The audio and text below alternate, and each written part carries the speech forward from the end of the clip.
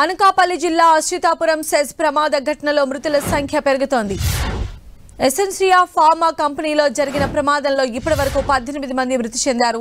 50 మందికి గాయాలవగా పలువురి పరిస్థితి విషమంగా ఉంది. గాయపడిన వారికి వివిధ ఆసుపత్రుల్లో చికిత్సను అందిస్తున్నారు. అటు మృతుల సంఖ్య మరింత పెరిగే అవకాశం ఉందని తెలుస్తోంది. అటు ప్రమాదం జరిగిన సమయంలో అందులో 300 మంది కార్మికులు ఉన్నట్లు సమాచారం. మధ్యాహ్నం 1:30కి భోజన విరామ సమయంలో ఈ పేలుడు సంభవించింది. దీంతో ప్రాణభయంతో కార్మికులు బయటకు పరుగులు తీశారు. ఈ ప్రమాదం జరిగిన సమయంలో పరిశ్రమలో దాదాపు 300 మంది కార్మికులు ఉన్నట్లు సమాచారం. కంపెనీ పరిసరాల్లో పొగ అలుముకోవడంతో సహాయక చర్యలకు ఆటంకం కలుగుతోంది. ఈ ప్రమాదంపైన సమాచారం అందుకున్న హోంమంత్రి వంగలపూడి అనిత జిల్లా కలెక్టర్ ఎస్పీ సంఘటనా స్థలాన్ని పరిశీలించారు. గాయపడిన కార్మికులకు మెరుగైన వైద్యం అందేలా చూడాలని ఆదేశించారు. ప్రమాద ఘటనపైన ఉన్నత స్థాయి విచారణకు సీఎం చంద్రబాబు ఆదేశించారు. కార్మికులు చనిపోవడం పట్ల దిగ్భ్రాంతి వ్యక్తం చేశారు. జిల్లా కలెక్టర్తో మాట్లాడారు. బాధితులకు మెరుగైన వైద్యం అందించాలని సూచించారు. అవసరమైతే వారిని విశాఖ లేదా హైదరాబాద్కు ఎయిర్ అంబులెన్స్ ద్వారా తరలించాలన్నారు. కార్మికుల ప్రాణాలు కాపాడటానికి అన్ని అవకాశాలను ఉపయోగించాలని ఆదేశించారు. మృతుల కుటుంబాలకు అండగా ఉంటామని తెలిపారు. సీఎం చంద్రబాబు గురువారం అచ్యుతాపురానికి వెళ్లనున్నారు. ప్రమాదంలో మృతి చెందిన వారి కుటుంబాలతో పాటు గాయపడిన వారిని పరామర్శించనున్నారు. ఘటన జరిగిన ప్రాంతాన్ని పరిశీలించనున్నారు. ఇక ఈ ఘటనపైన జిల్లా కలెక్టర్తో సీఎం చంద్రబాబు పలుమార్లు ఫోన్లో మాట్లాడారు. హెల్త్ సెక్రటరీని తక్షణమే అచ్యుతాపురం వెళ్లాలని సీఎం ఆదేశించారు. క్షతగాతులకు మెరుగైన వైద్యం అందించాలని, క్షతగాతులను తరలించేందుకు అవసరమైతే ఎయిర్ అంబులెన్స్లు వినియోగించాలని సూచించారు. ఇక మధ్యాహ్నం 1:30కు భోజన విరామ సమయంలో ఈ పేలుడు సంభవించింది. దీంతో ప్రాణభయంతో కార్మికులు బయటకు పరుగులు తీశారు. ఈ ప్రమాదం జరిగిన సమయంలో పరిశ్రమలో దాదాపు 300 మంది కార్మికులు ఉన్నట్లు సమాచారం. కంపెనీ పరిసరాల్లో పొగ అలుముకోవడంతో సహాయక చర్యలకు ఆటంకం కలుగుతోంది. ఈ ప్రమాదంపైన సమాచారం అందుకున్న హోంమంత్రి వంగలపూడి అనిత జిల్లా కలెక్టర్ ఎస్పీ సంఘటనా స్థలాన్ని పరిశీలించారు. గాయపడిన కార్మికులకు మెరుగైన వైద్యం అందేలా చూడాలని ఆదేశించారు.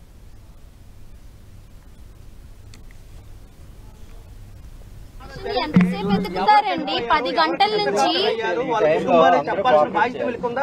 ఏంటి కోఆపరేట్ చేస్తామండి?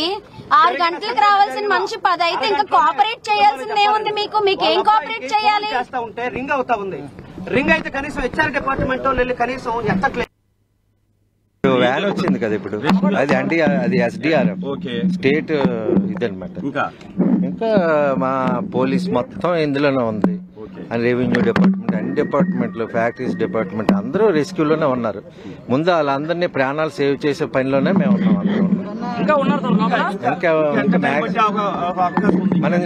అది ఎక్స్పర్ట్స్ వాళ్ళు చెప్పాలి. ఎక్స్పర్ట్స్ ఉన్నారు కదా ఫ్యాక్టరీకి సంబంధించి లోపల పనిచేస్తున్నారు. అది నేను లోపలికి వెళ్ళలేదు. ఇంకా క్లియర్ ఏమైనా ఉన్నారో లేదో అంత క్లియర్ చేసుకోవాలి. ఈ ప్రమాద ఘటనకు సంబంధించిన మరింత సమాచారం మా ప్రతినిధి జార్జ్ అందిస్తారు. జార్జ్, అచ్యుతాపురం ఫార్మాసిటీలో జరిగిన ఘోర ప్రమాదంలో మృతుల సంఖ్య అంతకంతకు పెరుగుతుంది. ప్రస్తుతానికి ఈ మృతుల సంఖ్య చూసుకున్నట్లయితే కనుక 20 వరకు చేరింది. ఇంకా పెరిగే అవకాశం ఉన్నట్లు చెప్తూ ఉన్నారు. ఎందుకంటే ఆ శిథిలాలను తొలగించే కొలది ఒక్కొక్కగా మృతదేహాలన్నీ కూడా బయటకు వస్తూ ఉన్నాయి. అధికారికంగా ఇప్పటికి 13 మంది పేర్లు ప్రకటించినప్పటికీ మరొక 7 మంది పేర్లు సైతం కూడా మరికొద్దిసేపట్లో ప్రకటించే అవకాశం కనిపిస్తూ ఉంది. అయితే కొంతమంది పరిస్థితి, ఎందుకంటే వివిధ హాస్పిటల్లో జాయిన్ చేశారు. దాదాపుగా ఈ ఘటనలో 50 మందికి పైగా గాయపడ్డారు.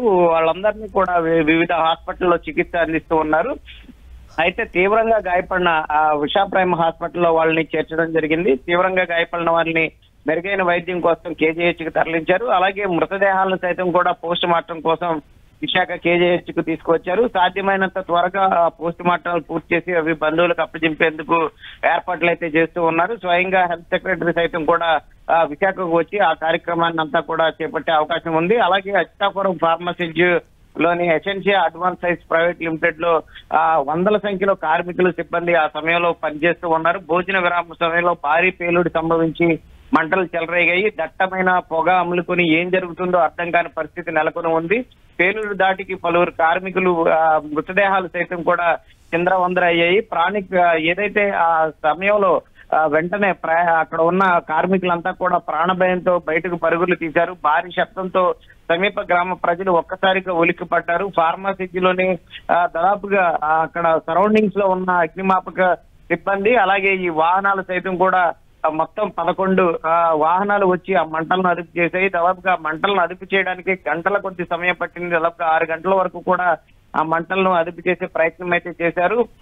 అయితే వాళ్ళందరినీ కూడా ఈ కాలిన గాయాలతో కొందరు మృతి చెందగా మొదటి అంతస్తు స్లాబ్ పడి 7 మృతి చెందారు. గాయపడిన వారిలో దాదాపుగా చూసుకున్నట్లయితే కనుక 10 మంది వరకు కూడా 60%కు పైగా కాలిన గాయాలతో ఉన్నట్లు తెలుస్తూ ఉంది.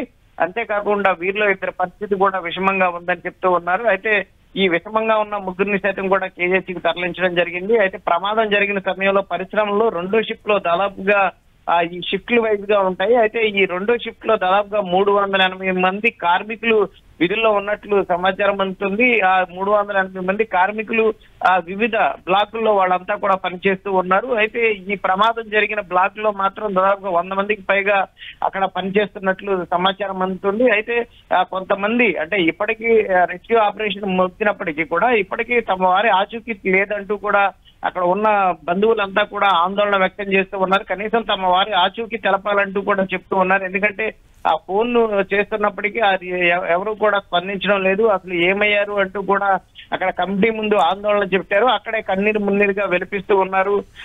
ఇక చూసుకున్నట్లయితే కనుక ఈ 3వ అంతస్తులో చిక్కుకున్న కార్మికులను సైతం కూడా క్రేన్ సాయంతో బయటకు తీసుకొచ్చారు.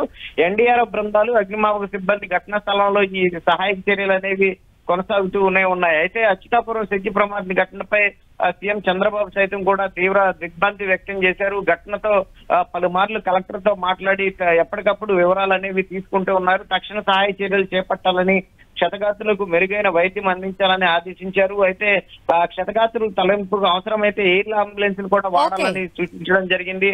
అయితే మొత్తం మీద చూసుకున్నట్లయితే కనుక ఈ ఫార్మాలో ఈ ప్రమాదం చూసుకుంటే గనక అతి పెద్ద ప్రమాదంగా చెప్పుకోవచ్చు. దాదాపుగా ఈ మృతుల సంఖ్య అనేది అంతకంతకు పెరుగుతూనే ఉంది. ఈ శిథిలాలు తీసే కొలది కూడా మృతదేహాలన్నీ కూడా బయటకు వస్తూ ఉన్న నేపథ్యంలో మరింతగా మృతదేహాలు కూడా పెరిగే అవకాశం, మృతుల సంఖ్య కూడా పెరిగే అవకాశం కనిపిస్తూ ఉంది. Right George.